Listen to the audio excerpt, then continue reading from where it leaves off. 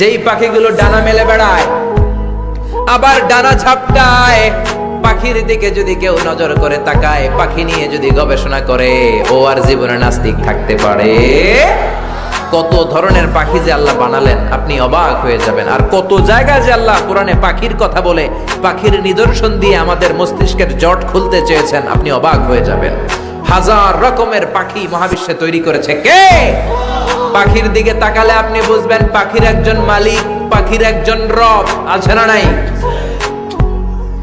আলপিন Swift নামে আল্লাহ একটা পাখি বানিয়েছেন, সাউথ ইউরোপে পাওয়া যায়। এটাকে তারা বলে সুইফট বার্ড। এই পাখিটা একবার যখন শূন্যে উড়াল দিতে শুরু করে, টানা 8 মাস উড়ন্ত অবস্থায় শূন্যে থাকে।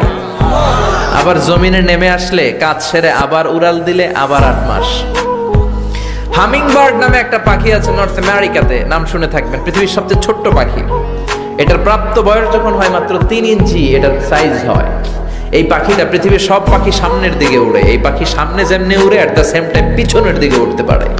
এই পাখিটা তার প্রতি সেকেন্ডে ডানা ঝাপটায় 80 বার। কয়বার? আপনি 1 সেকেন্ডে আপনার 2 হাত ঝাপটাতে পারবেন কয়বার? কথা কয় না। আমি 5টা ঝাপটাই মারতেই তো আমার 1 সেকেন্ড শেষ, কিন্তু এই পাখিটা 1 সেকেন্ডে ডানা ঝাপটাতে পারে 80 বার। সুবহানাল্লাহ কইতে মন চায় না?